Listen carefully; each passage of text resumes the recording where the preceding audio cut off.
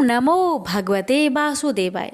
प्यारे भक्तों, आज आप रसपान करेंगे माघ मास महात्म्य का 10वां अध्याय की आगे की वृत्तांत। यमदूत कहने लगे कि हे वैश्य, एक बार भी गंगा जी में स्नान करने से मनुष्य सब पापों से छूटकर अत्यंत शुद्ध हो जाता है। जो भी गंगा जी को दूसरे तीर्थों के समान समझता है वह अवश्य नरक में जाता है। भगवान के चरणों से उत्पन्न हुई गंगा जी के पवित्र जल को श्री शिव जी अपने मस्तिष्क में धारण करते हैं। वह ब्रह्मा जो संदेह रहित प्रकृति से अलग और निर्गुण है, ब्रह्मांड में उसकी समानता किससे हो सकती है। गंगा जी का नाम हजारों योजन दूर से ही लेने वाला नरक में नहीं जाता, इसलिए मनुष्य को अवश्य में वो गंगा जी में स्नान करना चाहिए। हे वैश्य, जो ब्राह्मण दान लेने का अधिकार होकर भी दान नहीं लेता, वह आकाश के नक्षत्र में चंद्रमा के समान है। जो कीचड़ से गौ को निकालता है, जो रोगी की रक्षा करता है, या जो गौशाला में मरते हैं, वह आकाश में तारागण होते हैं। प्राणायाम करने वाले मनुष्य सदैव उत्तम गति को प्राप्त होते हैं। प्रातः समय स्नान के पश्चात जो 16 प्राणायाम करते हैं, वह घोर पापों से बच जाते हैं। जो पराई स्त्री को माता समान मानते हैं, वह यम की यातना को नहीं भोगते। जो मन से कभी पर स्त्री का चिंतन नहीं करता, वह दोनों लोकों को अपने अधीन करता है। जो पराये धन को मिट्टी के समान समझता है, वह स्वर्ग में जाता है। जिसने क्रोध को जीत लिया, मानो उसने स्वर्ग को ही जीत लिया। जो माता पिता की सेवा देवता तुल्य करता है, वह यम द्वार नहीं देखता, और जो गुरु की सेवा करते हैं, वह ब्रह्म लोक को प्राप्त होते हैं। शील की रक्षा करने वाली स्त्री धन्य है। शील भंग करने वाले यमलोक जाते हैं। जो वेदों और शास्त्रों को पढ़ते हैं, या पुराण और संहिता पढ़ते और सुनते हैं, तथा जो स्मृति का व्याख्यान और धर्म शास्त्र समझते हैं, या जो वेदांत में लीन रहते हैं, वह पाप रहित होकर ब्रह्म लोक को प्राप्त होते हैं। जो अज्ञानियों को वेद शास्त्र का ज्ञान देते हैं, वे देवताओं से पूजित होते हैं। यमदूत ने कहा कि हे वैश्य, श्रेष्ठ यमराज ने हमको वही आज्ञा दे रखी है कि तुम किसी वैष्णव को मेरे पास मत लाओ। हे वैश्य, पापी लोगों को इस संसार रूपी नर्क को पार करने के लिए भगवान की भक्ति के सिवाय दूसरा और कोई उपाय नहीं। माघ मास महात्म्य। भगवान की भक्ति न करने वाले मनुष्य को चांडाल के समान समझना चाहिए। भगवान के भक्त अपने माता पिता दोनों कुलों को तार देते हैं और उनको नरक में नहीं रहने देते। और जो मनुष्य वैष्णव का भोजन करते हैं, वे भी कृपा से श्रेष्ठ गति को प्राप्त होते हैं। बुद्धिमान को सदैव वैष्णव का अन्न खाना चाहिए। इससे बुद्धि पवित्र होकर मनुष्य पाप नहीं करता। गोविंदाय नमः इस मंत्र का जाप करता हुआ जो मनुष्य मृत्यु को प्राप्त होता है, वह परम धाम को प्राप्त होता है, इसमें संदेह नहीं है। जो ओम नमो भगवते वासुदेवाय इस द्वादशाक्षर मंत्र का जाप करता है, उसे ब्रह्म इत्यादि बड़े बड़े पाप नाश हो जाते हैं। यहीं पर माघ मास महात्म्य की 10वां अध्याय का समापन हुआ। अब श्रवण करेंगे माघ मास की पावन कथा। शालिग्राम भगवान की कथा। एक कसाई भगवान शालिग्राम के भक्त था। उसका नाम सधना था। सधना बहुत ही ईमानदार व भोला था। वह हमेशा भगवान का नाम लेता रहता था और उनकी कीर्तन करता रहता था। यहाँ तक कि वो जब मांस काटता या बेचता, तभी भगवान के नाम का गुणगान करता रहता था। ऐसे ही एक दिन कसाई सदना भगवान का नाम लेते हुए अपनी मस्ती में कहीं जा रहा था। तभी अचानक से उसे अपने पैरों में पत्थर का स्पर्श महसूस हुआ। जब उसने नीचे देखा तो वह एक काला पत्थर था। सदना कसाई ने वह पत्थर को यह सोच उठा लिया कि वह उसे अपने दुकान ले जाकर उससे मांस का वजन करेगा। अगले दिन से कसाई उस पत्थर से मांस तोलने लगा। जो भी आता वह उसी पत्थर से मांस तोल कर देता था। यह कोई मामूली पत्थर नहीं था। इसकी एक खास यह बात थी कि वह जितना भी वजन करना चाहता है वह काला पत्थर भी उतने ही वजन का हो जाता है। समय के साथ साथ उस काले पत्थर की लोकप्रियता धीरे धीरे पूरे गांव में फैलने लगी। जब भी सदना को मांस तोलना होता है वह पत्थर उतने ही वजन का हो जाता है। अगर सदना को 1 किलो मांस तोलना होता तो वह पत्थर 1 किलो का हो जाता, और यदि उसे आधा किलो तोलना होता तो आधा किलो का हो जाता था। इस असाधारण पत्थर को देखने के लिए दूर दूर से लोग आने लगे और सदना के दुकान पर भीड़ बढ़ने लगी। भीड़ बढ़ने की वजह से कसाई सदना की मांस की बिक्री भी बढ़ गई थी। फिर एक दिन धीरे धीरे ये बात एक ज्ञानी ब्राह्मण के पास पहुंची, लेकिन ब्राह्मण ऐसे जगह पर जाना तो नहीं चाहता था जहां पर मांस की बिक्री होती हो। लेकिन उस चमत्कारी और असाधारण पत्थर को देखने की जिज्ञासा ने उसको वहां तक लेकर चली गई।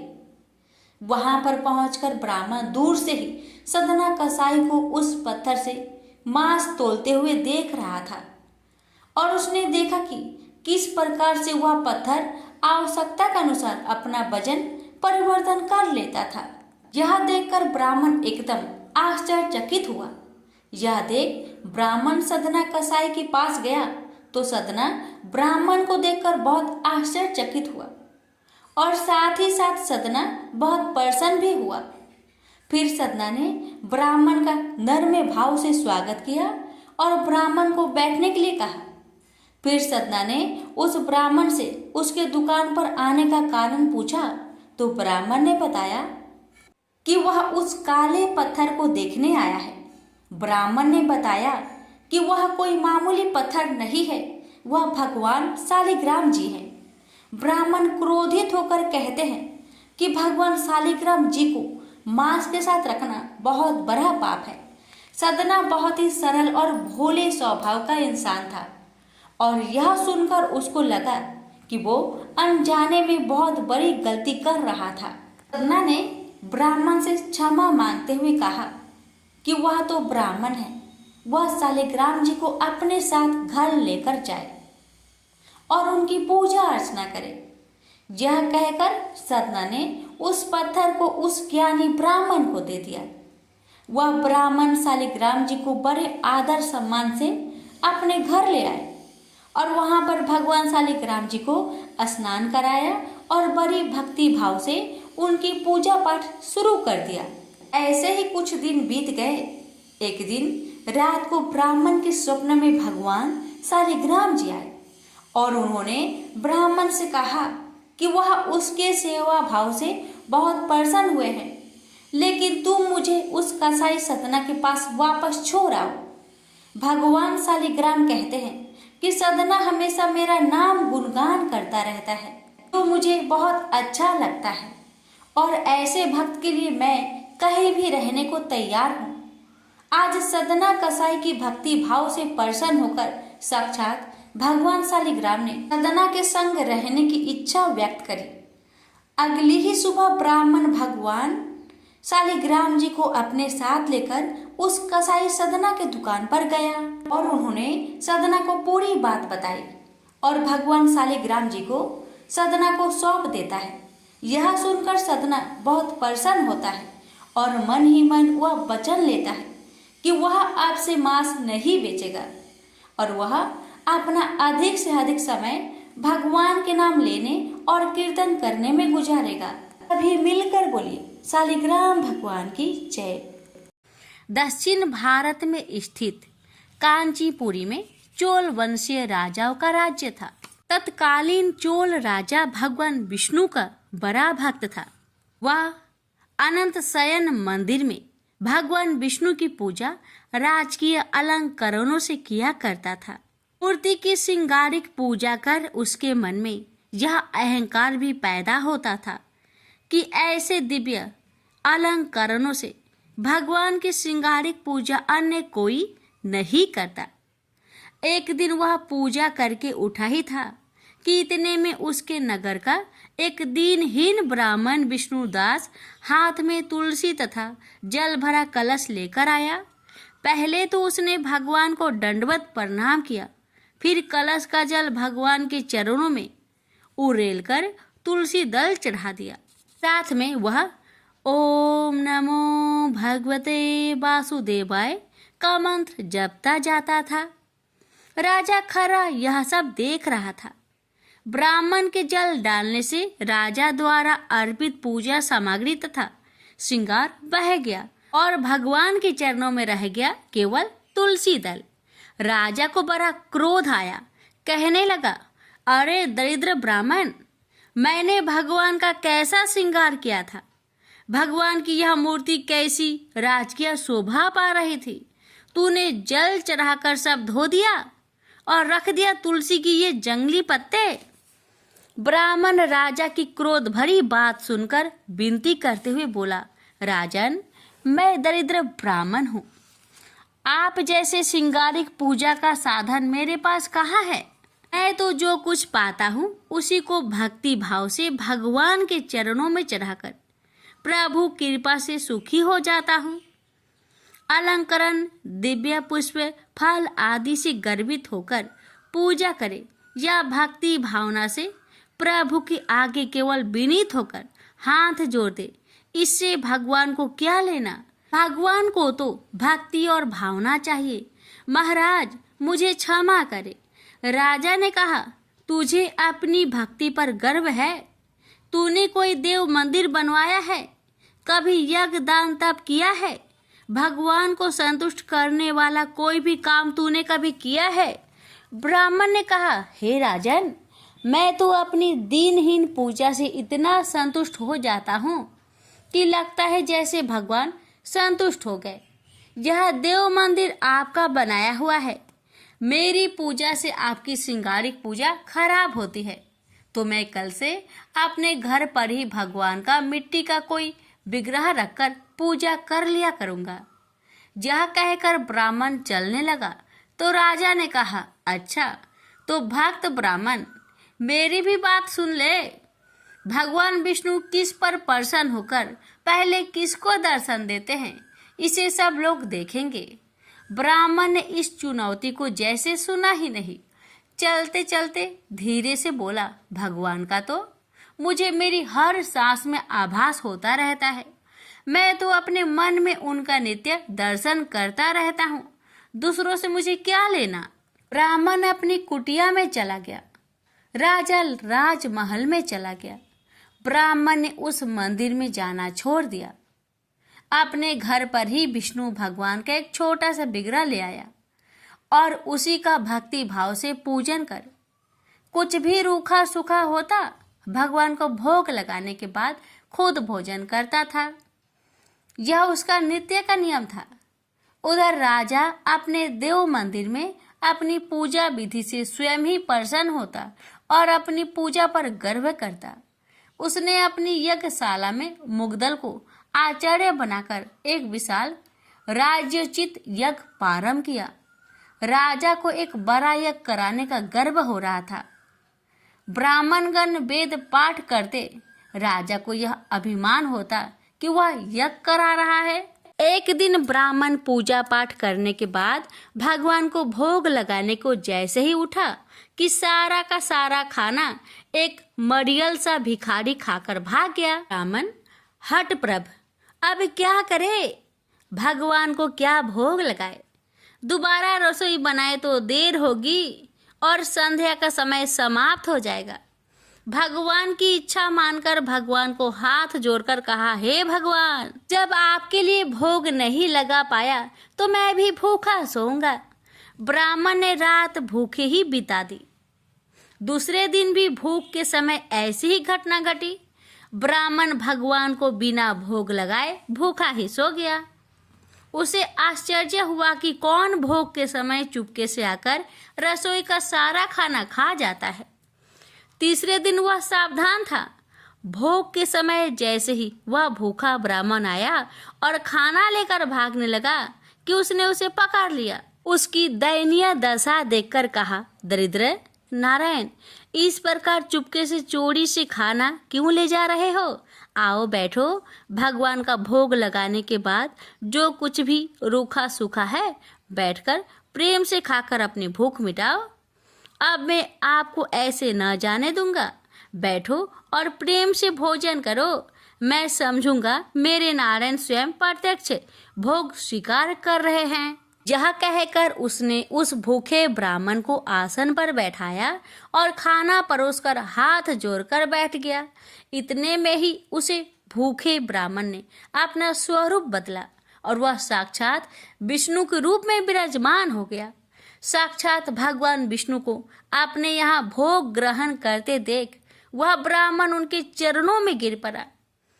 उसे उठाते हुए भगवान विष्णु ने कहा, उठो मेरे प्यारे भक्त, मैं चोल राजा के यहाँ भी रोज जाता था, मगर वहां से मुझ दीनहीन दरिद्र को भगा दिया जाता था। उस राजसी अहंकारी यज्ञ में राजपुरुषों, दरबारियों, कर्मकांडी ब्राह्मणों की प्रतिष्ठा है। अपने को भक्त कहलाने का दिखावा है। वहां से दीनहीन तथा भूखे भगा दिए जाते हैं। जाओ चोल महाराज से कह दो कि भगवान विष्णु मेरे यहाँ आए हैं, आकर दर्शन कर ले। मैं तब तक यहीं बैठा रहूंगा। ब्राह्मण गदगद होकर भागा भागा चोल नरेश के पास गया और कहा, हे राजन, भगवान विष्णु मेरे यहाँ बैठे हैं, चलिए आपको दर्शन देने के लिए बुला रहे हैं। यह सुनकर राजा हंसा, लेकिन महर्षि मुग्दल भगवान की यह माया समझ रहे थे। उन्होंने राजा से कहा, हे राजन, ब्राह्मण की बात सच मानकर चलिए, मैं भी चलता हूँ। भगवान की लीला निराली है, चलिए चलकर देखते हैं।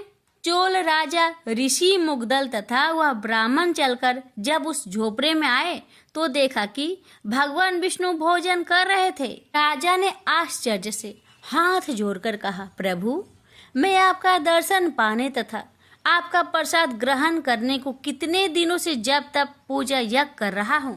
केवल दुर्लभ राजभोग छोड़कर आप यहाँ इस ब्राह्मण का रूखा सूखा भोजन ग्रहण कर रहे हैं, क्यों? भगवान ने हंसकर कहा, हे राजन, तुम्हारे पूजा अर्चना यज्ञ तप में राजसी अहंकार है, एक दिखावा है। इस ब्राह्मण की दरिद्रता में विनम्र भक्ति है, दिखावा नहीं, भावना है, विहल प्रेम है। मैं तो निरहंकारी भक्ति तथा भावना का भूखा हूँ, इसलिए यह प्रेम प्रसाद ग्रहण कर रहा हूँ। तुम्हारी पूजा अंत मरण की नहीं है, दिखावे की है। भगवान की यह बात सुनकर राजा को ज्ञान हुआ। जब तक राजसी वैभव से जुड़ा रहूंगा यह अहंकार बना रहेगा। इसलिए राजा ने अपने पुत्र को राज्य सौंपकर वन प्रस्थी जीवन बिताने तथा आडंबरहीन भक्ति करने किसी आश्रम में चले गए। प्रेम से बोलिए विष्णु भगवान की जय। श्रीमद् भगवत गीता पाठ अध्याय 9। श्री भगवान ने कहा, हे अर्जुन, अब मैं तुझे ईर्ष्या न करने के लिए इस परम गोपनीय ज्ञान को अनुभव सहित करता हूँ, जिसको जानकर तू इस दुख रूपी संसार से मुक्त हो सकेगा। यह ज्ञान सभी विद्याओं का राजा, सभी गोपनीयों से भी अति गोपनीय, परम पवित्र, परम श्रेष्ठ है। यह ज्ञान धर्म के अनुसार सुखपूर्वक कर्तव्य कर्म के द्वारा अविनाशी परमात्मा का प्रत्यक्ष अनुभव कराने वाला है।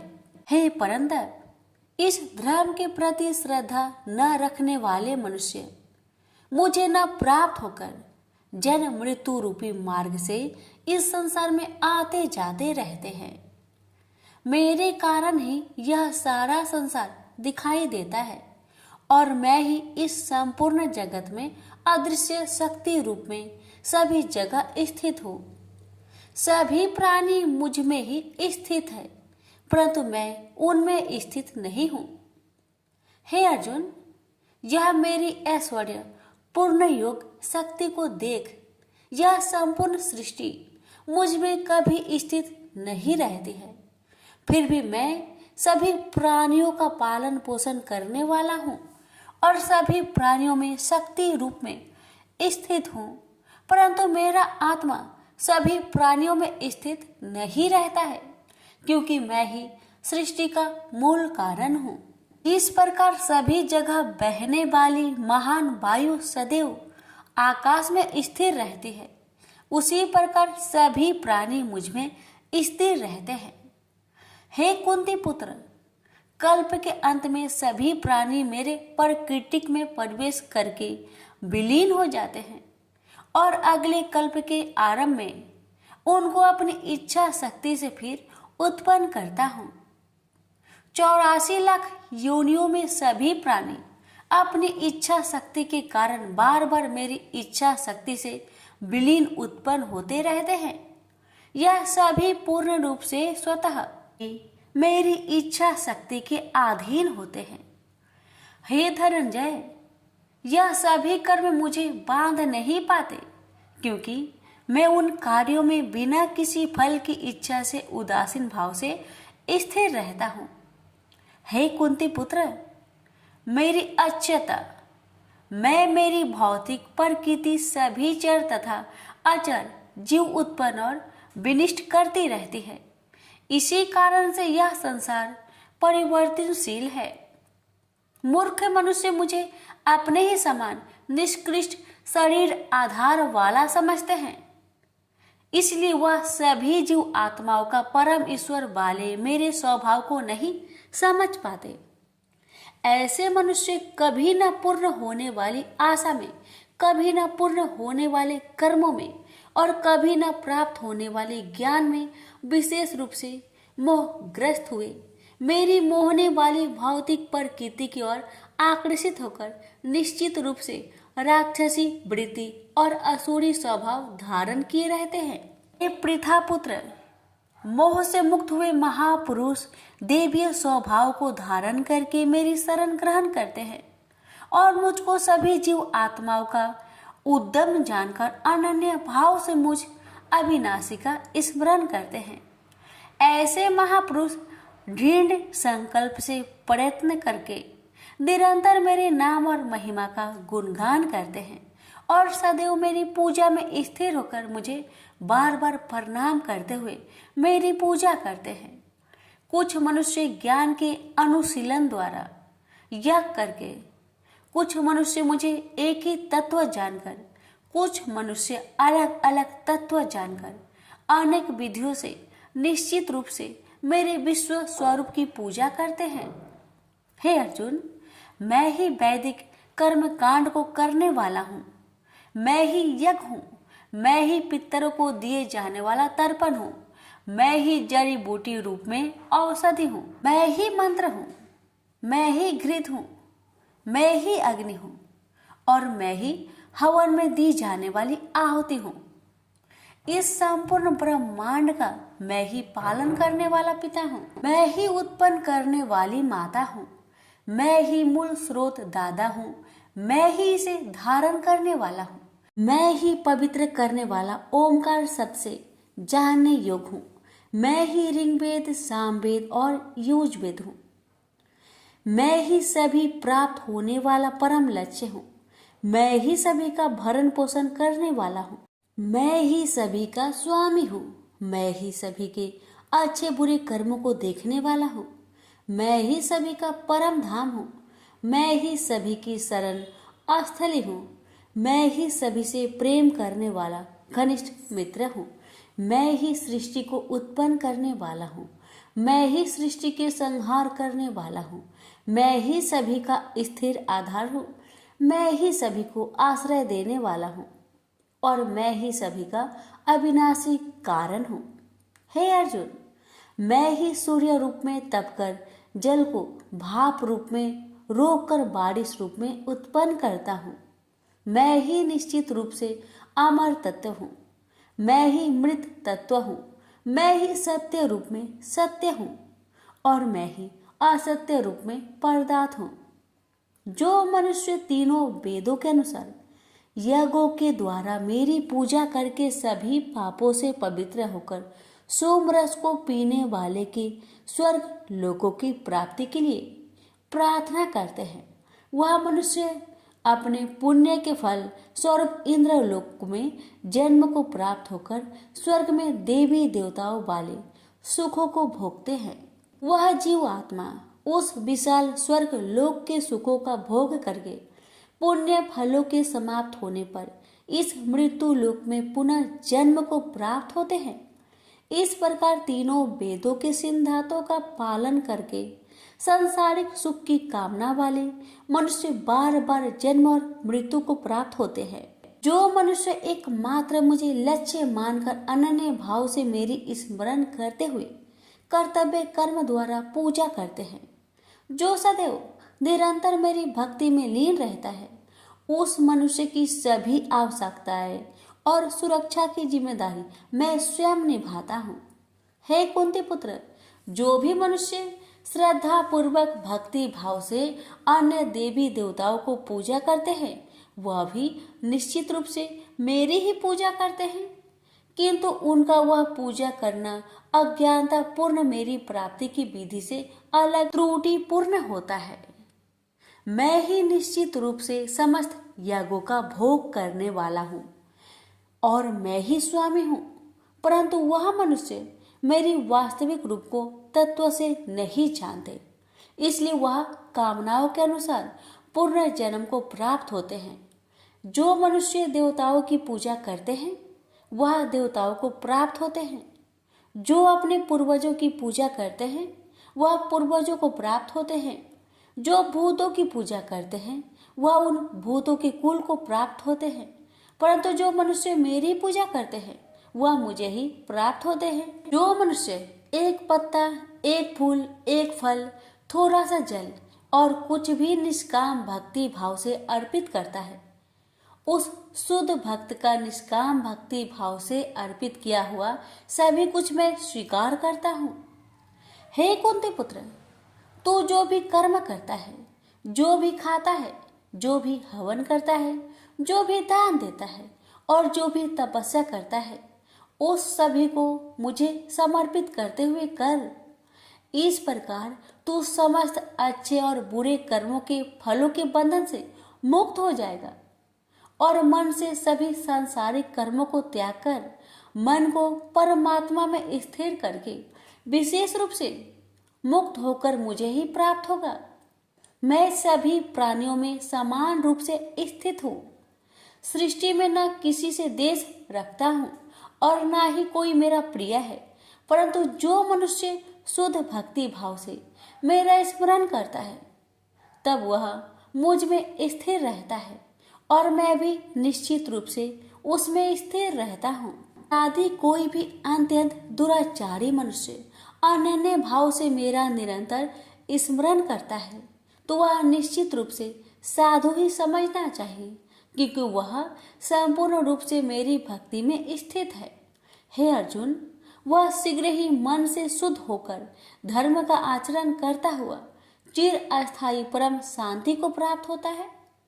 इसलिए तू निश्चित होकर घोषित कर दे कि मेरा भक्त कभी नष्ट नहीं होता। हे पृथा पुत्र, स्त्री, वैश्य, शूद्र, अन्य किसी भी निम्न योनि में उत्पन्न होने वाले मनुष्य हो, वह भी मेरी शरण ग्रहण करके मेरी परम धाम को ही प्राप्त होते हैं। तो फिर पुण्य आत्मा ब्राह्मणों, भक्तों और राजश्री क्षत्रियों का तो कहना ही क्या। इसलिए तू क्षण में नष्ट होने वाले दुख से भरे हुए इस जीवन में निरंतर मेरा ही स्मरण कर। हे अर्जुन, तू मुझ में ही मन को स्थिर कर, मेरा ही भक्त बन, मेरी ही पूजा कर और मुझे ही प्रणाम कर। इस प्रकार अपने मन को मुझ परमात्मा में पूर्ण स्वरूप से स्थिर करके मेरी शरण होकर तू निश्चित रूप से मुझे ही प्राप्त होगा। इस प्रकार उपनिषद, ब्रह्म विद्या तथा योग शास्त्र रूप श्रीमद् भागवत गीता के श्री कृष्ण अर्जुन संवाद में राजविद्या योग नाम का 9वां अध्याय संपूर्ण हुआ। प्रेम से बोलिए श्री कृष्ण भगवान की जय। आप सुनेंगे 9वां अध्याय का महात्म्य। श्री नारायण जी बोले, हे लक्ष्मी जी, दक्षिण देश में एक भाव सुशर्मा नामक क्षुद्र रहता था। वह बड़ा पापी और मांस मदिरा भक्षी था। एक दिन मदिरा पीने से उसकी देह छूट गई और मरकर प्रेत हुआ। वृक्ष पर बैठ गया। एक ब्राह्मण भी उसी नगर में रहता था। दिन को भिक्षा मांगकर स्त्री को लाकर देता। नारी उसकी कलहनी थी। समय पाकर उन दोनों ने प्राण त्यागे और वह दोनों मरकर प्रेत हुए और वह भी उस वृक्ष के तले में आकर रहे। कुछ काल व्यतीत हुआ। तब एक दिन उसकी नारी पिचासनी ने कहा, पुरुष पिचास, तुमको कुछ पिछले जन्म की खबर है? तब पिचास ने कहा, तूने पिछले जन्म में क्या साधना की थी जिससे तुझे खबर है? तब उस पिचास ने कहा, मैंने पिछले जन्म में एक ब्राह्मण से आध्यात्मिक कर्म सुना था।